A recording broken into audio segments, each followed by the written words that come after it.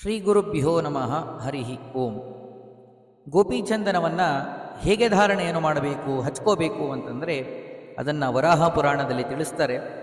ಮೃತ್ತಿಕೆ ಧಾರಯಿಷ್ಯಾಮಿ ಭಕ್ತ್ಯಾ ತ್ವಾಂ ಕೇಶವಪ್ರಿಯೇ ತ್ವಯಾ ಸ್ಪೃಷ್ಟೋ ಗಮಿಷ್ಯಾಮಿ ವಿಷ್ಣುಲೋಕಂ ಸನಾತನಂ ಅಂತ ಈ ಮಂತ್ರವನ್ನು ಹೇಳುತ್ತಾ ಭಕ್ತಿಯಿಂದಾಗಿ ಆ ಗೋಪೀಚಂದನಕ್ಕೆ ನಮಸ್ಕಾರವನ್ನು ಮಾಡ್ಕೋಬೇಕು ಮೊದಲಿಗೆ.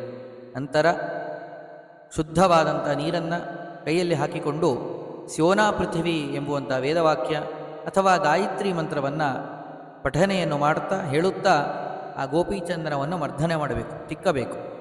ನಂತರದಲ್ಲಿ ಆ ತಿಕ್ಕಿದಂತಹ ಗೋಪೀಚಂದನವನ್ನು ಸ್ಪರ್ಶವನ್ನು ಮಾಡ್ತಾ 10 ಬಾರಿ ಅಥವಾ 3 ಬಾರಿ ಗಾಯತ್ರಿ ಮಂತ್ರವನ್ನು ಪಠನೆಯನ್ನು ಮಾಡಬೇಕು. ಮಾಡಿದ ಮೇಲೆ ನಮ್ಮ ತೋರು ಬೆರಳುಗಳಿಂದ, ತರ್ಜನಿ ಬೆರಳು, ತೋರು ಬೆರಳಿನಿಂದ ದೇವರ ನಾಮಸ್ಮರಣೆಯನ್ನು ಮಾಡ್ತಾ ಹಣೆಯಿಂದ ಆರಂಭ ಮಾಡಿಕೊಂಡು ಶುಕ್ಲ ಪಕ್ಷದಲ್ಲಿ ಕೇಶವ, ನಾರಾಯಣ, ಮಾಧವ ಆದಿ ನಾಮಗಳನ್ನು ಉಚ್ಚಾರಣೆಯನ್ನು ಮಾಡ್ತಾ, ಕೃಷ್ಣ ಪಕ್ಷದಲ್ಲಿ ಸಂಕರ್ಷಣ, ವಾಸುದೇವ, ಪ್ರದ್ಯುಮ್ನಾದಿ ನಾಮಗಳನ್ನು ಉಚ್ಚಾರಣೆಯನ್ನು ಮಾಡ್ತಾ ನಾವು ಆ ಗೋಪೀಚಂದನವನ್ನು ಧಾರಣೆಯನ್ನು ಮಾಡಬೇಕು. ಶ್ರೀಕೃಷ್ಣಾರ್ಪಣಮಸ್ತು.